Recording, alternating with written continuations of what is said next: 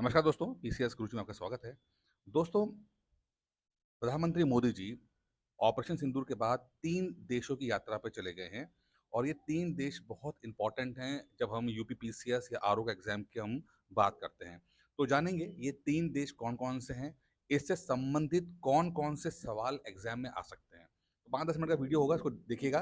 कम से कम 1 या 2 क्वेश्चन आपको आराम से एग्ज़ाम में मिल जाएँगे। दोस्तों, सबसे पहला सवाल तो यही बनता है कि मोदी जी जो 3 देशों की यात्रा पे गए हैं, वो कौन-कौन से देश हैं? तो जैसे कि आप देख पा रहे हैं कि साइप्रस, कनाडा और क्रोएशिया, ये 3 देश ऐसे हैं जहाँ पर मोदी जी जा रहे हैं। वैसे उनको जाना तो जी7 की मीटिंग अटेंड करने के लिए कनाडा है, लेकिन बीच रास्ते में वो कुछ समय के लिए साइप्रस रुक रहे हैं, जो कि अपने आप एक बहुत ही महत्वपूर्ण घटना है। तो अभी समझेंगे इस बात को, ठीक है? साथ में क्रोएशिया भी मोदी जी जा रहे हैं।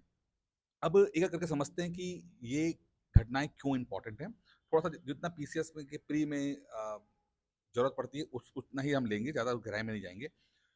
देखिए, जो अभी ऑपरेशन सिंदूर हुआ, उसमें हमने देखा कि पाकिस्तान की तरफ से तुर्की यानी टर्की जिसे कहते हैं, उन्होंने बहुत इम्पोर्टेंट रोल प्ले किया।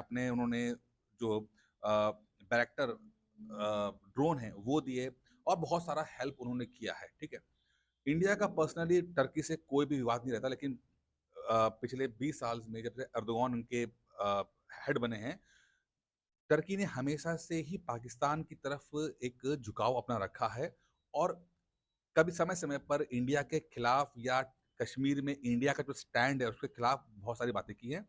इसके पीछे आप समझ सकते हैं कि टर्की का अपना एक है कि वो जितने मुस्लिम कंट्रीज़ हैं, उसमें वो अपने आप को एक लीडर एस्टैब्लिश करना चाहता है, क्योंकि वो ऑटोमन एम्पायर का एक ऑफशूट है और वो कहता है कि भाई जिस तरह से ऑटोमन एम्पायर ने उस्मानिया साम्राज्य ने रूल किया एक बड़े भूभाग में, उस तरह से मैं मॉडर्न टाइम का एक लीडर हूँ मुस्लिम कंट्रीज़ का। तो इसलिए मुसलमानों के संबंधित या मुस्लिम कंट्री के संबंधित जो प्रॉब्लम्स होगी, वहाँ पर मैं लीड करूँगा। तो ये लीड खींचातानी है लीडरशिप की। उधर पाकिस्तान है, वो भी बोलता है कि भाई मेरे पास परमाणु बम है तो मैं लीडर बनूँगा, भले ही मेरे जेब में ₹1 ना हो। उधर जो सऊदी अरब है वो कहता है मक्का मदीना मेरे पास है तो मैं हूँ लीडर, और उधर ईरान कहता है कि मैं हूँ लीडर हूँ। तो ये एक लीडरशिप की प्रॉब्लम रहती है, क्योंकि इंडिया का अगर देखा जाए तो कोई ऐसा विवाद टर्की से है नहीं। लेकिन टर्की ने भी बिना मतलब इंडिया को प्रोवोक किया।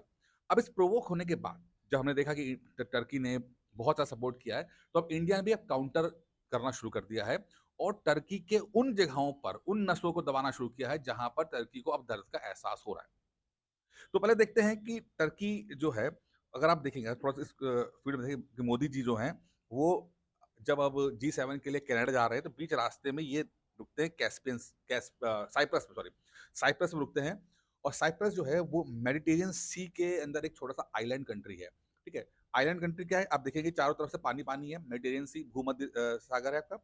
और बड़ा इंटरेस्टिंग आप देखिए कि बगल में टर्की भी है और टर्की और साइप्रस के संबंध अच्छे नहीं हैं। क्यों नहीं अच्छे हैं? क्योंकि आज से कुछ 40-50 साल पहले अगर मान लीजिए साइप्रस ऐसा था, तो टर्की ने आधे भाग पर साइप्रस के आधे भाग पर टर्की ने अपना कब्जा कर लिया है और तभी से ही साइप्रस और टर्की के संबंध अच्छे नहीं चल रहे हैं। अगर देखा जाए तो टर्की के 2 दुश्मन और हैं, एक तरफ है ग्रीस और दूसरी तरफ है आपका अ, अर्मेनिया, ठीक है? तो राइट हैंड साइड में अर्मेनिया है और लेफ्ट हैंड साइड में जो आपका है, वो ग्रीस है। तो ग्रीस, साइप्रस और यहाँ पर इधर आपका अर्मेनिया 3 है और टर्की जो है, इन 3 दुश्मनों से घिरा हुआ है। भारत की जो कोशिश है कि वो इन तीनों देशों से संबंध अपने अच्छे कर रहे और डिप्लोमेटिक टाइज़ अच्छे बनाएँ, यहाँ तक कि डिफेंस टाइज़, इकोनॉमिक टाइज़ को भी और मजबूत करें, जिससे कि एक प्रेशर टर्की पर हो और टर्की ने जो गुस्ताखी की है, उसकी सज़ा तो टर्की को मिलनी ही चाहिए, ऐसा भारत की लीडरशिप का मानना है। इसीलिए हमने ग्रीस के अंदर बहुत अच्छे तरीके से बात की, बहुत बड़े तरीके से वहाँ पे इकोनॉमिक टाइज़ बढ़ गए हैं। हमने जो अर्मेनिया है, वहाँ पे डिफेंस टाइज़ बहुत अच्छे किए। डिफेंस के हमने बहुत सारी चीज़ें दी हैं उनको, हमने उनको पिनाका दिया, हमने उनको आकाश तीर माँग रहे हैं, हम आकाश तीर अपना डिफेंस सिस्टम वो दे रहे हैं। अब साइप्रस में भी जब इंडिया वहाँ पर आया है, मोदी जी का वहाँ उतरना, रुकना, कुछ समय के लिए रुकना, अपने आप में बहुत सारी बातें वो बता रहा है। तो एक तरह से टर्की के ऊपर दबाव बनता हुआ दिख रहा है यहाँ पर। अगर हम बात करते हैं एग्ज़ाम की, तो एग्ज़ाम के लिए जो अभी डिस्कस किया, ये तो एक मैंने बैकग्राउंड आपको दे दिया है, लेकिन एग्जाम के लिए आप समझिए कि ये अगर पूछेगा एग्जाम में तो दो चीजें पूछ सकता है कि भैया साइप्रस जो है वो कौन से ओशन में, तो मेडिटेरियन सी के अंदर है। पहली चीज तो आप यही समझ लिया, वो सिंपल पूछ लेगा। प्री और आरओ की बात कर रहा हूँ मैं आपको। दूसरा का पूछ सकता है तो साइप्रस की जो राजधानी है वो एक क्या है, तो निकोसिया जो है वो राजधानी है साइप्रस की। तो आपको ये याद रखना है, ठीक है? ये छोटे-छोटे क्वेश्चंस होते हैं जिनको हमें याद रखना पड़ता है। ना सिर्फ़ बहुत लंबे-लंबे सवाल, बट हमें कुछ छोटे फैक्चुअल सवाल भी याद रखने पड़ते हैं। साथ में आपसे पूछ सकता है कि भाई या इसका प्रधानमंत्री या राष्ट्रपति जो हेड ऑफ द स्टेट है वो कौन होगा? तो अगर हम देखते हैं हेड ऑफ द स्टेट की बात करते हैं, ठीक है? तो यहाँ पर आप देख रहे हैं कि निक निकोस क्रिस्टोडोलिया ये जो हैं वो साइप्रस के जो हैं वो राष्ट्रपति हैं। तो ये बहुत इंपॉर्टेंट हो जाता है क्योंकि जब भी इस तरह के सवाल आते हैं तो मैच द फॉलोइंग में या तो कंट्री या तो उनके जो हेड ऑफ द स्टेट होता है उनके ऊपर सवाल बन जाते हैं। तो निकोस क्रिस्टोडोलिया जो है वो एग्जाम के लिए बहुत इंपॉर्टेंट हो जाता है। ठीक है? अब दूसरा जो कंट्री है जहाँ पर मोदी जी जाएँगे, वो समझना बहुत ज़रूरी है। वो एग्ज़ाम में कई बार वैसे भी पूछा जा चुका है, तो थोड़ा-सा उसको समझते हैं, क्योंकि उससे ऊपर सवाल पूछे गए हुए हैं। देखिए, ये है क्रोएशिया का मैप, यहाँ पे आप देख रहे हैं, ये है क्रोएशिया, ठीक है? और क्रोएशिया का जो तट है, आप देख रहे हैं तट जो है, वो एड्रियाटिक सी से मिल रहा है यहाँ पे। तो एड्रियाटिक सी के तट पर ही जो है क्रोएशिया बसा हुआ है, ठीक है? यूपीएससी में आज से कुछ साल पहले ये सवाल आया था कि एड्रियाटिक सी के अगल-बगल कौन-कौन से कंट्री हैं, तो ये अपने आप में बहुत इंपॉर्टेंट हो जाता है। इसमें आप देखेंगे ये आपका इटली है, स्लोवेनिया है, क्रोएशिया है, बोस्निया-हर्जेगोविना है, मोंटेनीग्रो है आपका, ठीक है? आपका अल्बानिया है, नीचे ग्रीस है। तो ये सभी कंट्रीज़ जो हैं वो एड्रियाटिक सी के ऊपर है। तो आप लोग क्या करेंगे, आप लोग एक मैप बनाइए और इस मैप के इर्द-गिर्द जो एड्रियाटिक सी है, उसके इर्द-गिर्द जितने भी कंट्रीज़ हैं, उनको आप नोट डाउन करें। ये बहुत इंपॉर्टेंट है, ये एग्ज़ाम में इसी तरह के सवाल पूछ लिया जाएगा और ज़्यादा कुछ और बहुत ज़्यादा इसमें गहराई में जाने की ज़रूरत नहीं है, मोटा-मोटा समझिएगा, ज्योग्राफी से सवाल आ जाएगा इसके अंदर, ठीक है? अगर हम बात करते हैं राजधानी की, तो ज़ेग्रेब जो है, वो क्रोएशिया की राजधानी है। ये तो आपको याद रखना है। तो पहला क्या है, एड्रियाटिक सी के अगल-बगल कौन-कौन सी कंट्रीज़ हैं, क्योंकि सेम क्वेश्चन जो है वो कैस्पियन सी के ऊपर पूछा जा चुका है, ब्लैक सी के ऊपर पूछा जा चुका है, मेडिटेरेनियन सी के ऊपर पूछा जा चुका है, ना सिर्फ आईएएस के अंदर पीसीएस में भी पूछा चुका है। ठीक है? दूसरा आपको अभी जस्ट यूपीएससी का जो पेपर हुआ 2025 का, तो उसके अंदर नाटो कंट्री के बारे में पूछा गया था, नाटो। तो नाटो में जो है क्रोएशिया जो है के बारे में पूछा गया था कि क्रोएशिया जो है वो नाटो का कंट्री का सदस्य है कि नहीं है। तो अब आपको कमेंट में बताना है कि क्या नाटो जो क्रोएशिया जो है वो नाटो कंट्री का मेंबर है या नहीं है, ये मैं ऑलरेडी आपको करा चुका हूँ मैं इसके अंदर। तो इस तरह से आपको करना है। अब अगर बात करते हैं कि क्रोएशिया के हेड ऑफ द स्टेट की बात करते हैं, तो यहाँ पर आप देख रहे होंगे कि मिलोनोविच जो हैं, वो हेड ऑफ द स्टेट हैं, जोलान मिलोनोविच, वो क्रोएशिया के राष्ट्रपति हैं, ठीक है? तो आपने उसका देख लिया, क्या नाम है, साइप्रस का देख लिया, आपने मिलानोविच जो है वो देख लिया आपने, क्या नाम है इसका, क्रोएशिया का। आप ना ग्रीस का भी याद कर लीजिएगा क्योंकि ग्रीस भी बहुत इंपॉर्टेंट है और हो सके तो आपका अर्मेनिया का भी याद कर लीजिएगा। ठीक है? मैं आपको पहले मैंने दे रखा है, आप उसको देख लीजिएगा उसमें। अब यहाँ से आगे बढ़ते हुए हम देखते हैं कि जो अगला कंट्री जहाँ पे मोदी जाएँगे वो होगा कनाडा। अब कनाडा के ऊपर यहाँ पर आप देखिए, वैसे तो बहुत सारे सवाल बन सकते हैं, कौन-सी लेक्स हैं यूएस और कनाडा के अगल-बगल, कौन-सी लेक्स आती हैं, ये सब यहाँ पर ही तो हो रहा है। लेकिन यहाँ पर एक चीज़ समझने वाली है कि जो अभी हम समझ रहे हैं, हम ये क्योंकि हमने यूएस को नहीं कंसीडर कर रहे हैं, कनाडा की राजधानी कौन-सी है? तो कनाडा की राजधानी जो है वो ओटावा है, ठीक है? टोरंटो वगैरह नहीं है, ओटावा जो है वो कनाडा की राजधानी है।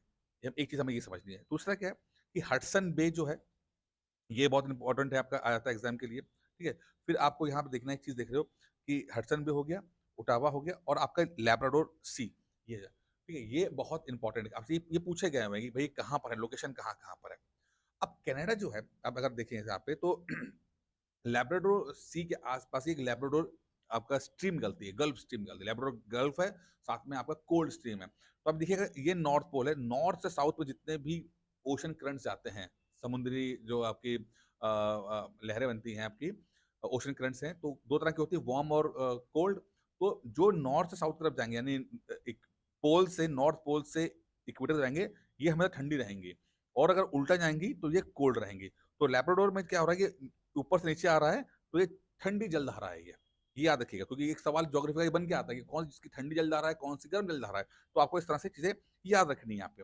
अगर हम जी7 की बात करते हैं तो एक बात समझिएगा कि इंडिया जो है वो जी7 का मेंबर नहीं है। इंडिया जी7 का मेंबर नहीं है। इंडिया एक ऑब्जर्वर स्टेट की तरह रोल प्ले कर रहा है यहाँ पर, ठीक है? ऑब्जर्वर अब अभी कुछ दिनों पहले जब फॉर्मल इन्विटेशन नहीं आया था वहाँ से, तो अपोजिशन पार्टी ने बहुत क्रिटिसाइज़ की सरकार को कि भैया क्या फ़ायदा आपकी इतनी ज़्यादा मेहनत करने का कि आपको तो जी7 में बुलाया नहीं गया है। लेकिन बाद में फॉर्मल एक इन्विटेशन आता है जी7 से और इसीलिए मोदी जी वहाँ पर उनको उसको अटेंड करने के लिए जा रहे हैं। और ये बात कनाडा ने मानी भी है कि इंडिया इतनी बड़ी इकोनॉमी शक्ति है, चौथी वर्ल्ड की चौथी सबसे बड़ी जो आर्थिक शक्ति जो है वो भारत है, तो इसको इग्नोर नहीं कर सकते। भले ही जी7 का मेंबर नहीं है, लेकिन इसको हम इग्नोर नहीं कर सकते, तो इंडिया का होना वहाँ ज़रूरी है, ठीक है? तो अब 2-3 चीज़ समझिएगा, पहले तो जी7 में कौन-कौन से कंट्रीज़ आते हैं, वो आपको बताना है, ये बहुत इंपॉर्टेंट है, कई बार एग्ज़ाम में पूछा गया हुआ है, ठीक है? ये मैंने ऑलरेडी कवर किया, इसलिए मैं कवर दोबारा नहीं कर रहा हूँ। और इंडिया जो चौथा अभी रिसेंटली चौथा बना है, आर्थिक शक्ति बनी है, तो किसको पीछे करके इंडिया जो है चौथे नंबर पे आया है और अब इंडिया से आगे बाकी 3 लोग कौन हैं? ये अब आपको बताना है। तो ये आप सब चीज़ें ये मैं सब क मैंने कवर किया हुआ है, तो उम्मीद करता हूँ आपको सब आता होगा। तो कमेंट बॉक्स में लिख दीजिएगा जिससे कि मुझे लगे कि हाँ भाई, अब तो पढ़ाई-वढ़ाई कर रहे हो। ठीक है? अब अगर देखे जाए कि यहाँ के प्रधानमंत्री कौन है, तो आप देखिएगा तो मार्क जो कैर्नी हैं, वो यहाँ के कनाडा के प्रधानमंत्री हैं, ठीक? जस्टिन ट्रूडो नहीं है, वो चले गए हैं जस्टिन ट्रूडो, ठीक है? तो मार्क कैर्नी जो हैं, वो नए हैं कनाडा के जो प्रधानमंत्री हैं, ठीक है? यहाँ क्योंकि यहाँ पे ज़्यादा प्रधानमंत्री को वैल्यू कर रहे हैं क्योंकि यहाँ पे भी एक तरह का कॉमनवेल्थ देश रहा है, यानी कि ब्रिटिश राज इन पर रहा है, इसलिए यहाँ पे प्रधानमंत्री की वैल्यू ज़्यादा दिख रही है हमें, ठीक है? तो ये चीज़ें हमने एक मोटा-मोटा हमने एक याद कर लिया है, देख लिया, समझ लिया है। अब मोदी जी अभी फ़िलहाल इस यात्रा पे ही हैं, अभी और वीडियोज़ बनेंगे, वहाँ पे कौन-कौन से एग्रीमेंट होते हैं, कौन-कौन सी चीज़ें निकल के आती हैं, वो सब बनाएँगे वीडियो। नज़र रखेंगे उसके ऊपर क्योंकि मान के चलिए जब एग्ज़ाम के 3 महीने या 6 महीने रह जाते हैं, उस समय जितनी भी घटनाएँ घट रही हैं, उसको डिटेल में समझना बहुत ज़रूरी है। एग्ज़ाम में डायरेक्टली ये पूछा जाता है, तो इसमें और भी वीडियो मैं बनाऊँगा। आप लोग का काम है कि बस चैनल सब्सक्राइब कर लीजिए, वीडियो लाइक कर लीजिए और जो भी मैं कंटेंट आपको यहाँ दे रहा हूँ, उसको प्लीज़ नोट डाउन करते रहिए। बहुत टू द पॉइंट देने की कोशिश कर रहा हूँ, जिससे कि आपको समझ में आता रहे। बाकी जो तैयारी कर रहे हैं और जिनको समझ में नहीं आ रहा है तैयारी कैसे की जाए, तो उनके लिए हैंड होल्डिंग एक एक प्रोसेस है, जो 1 टू 1 है, जिसके अंदर पर्सनली आपको हैंड होल्डिंग करके आपको पढ़ाया जाएगा और पूरा जो है डेली टारगेट देकर आपको तैयार किया जाएगा। क्योंकि देखिए, एक स्ट्रैटेजी सब पे वर्कआउट नहीं करती है, हर व्यक्ति की स्ट्रैटेजी बनानी पड़ती है।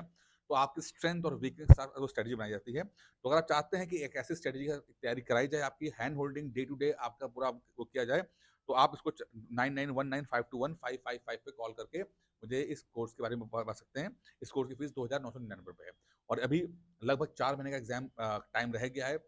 आप 4 महीने में बहुत कुछ कर सकते हैं। तो प्लीज़ डिले मत कीजिए और कुछ भी कन्फ्यूज़न है तो आप इस नंबर पे कॉल करके मुझसे बात करके अपने डाउट्स को क्लियर कर सकते हैं। आज की वीडियो में इतना ही, उम्मीद करता हूँ आपको वीडियो समझ में आया होगा।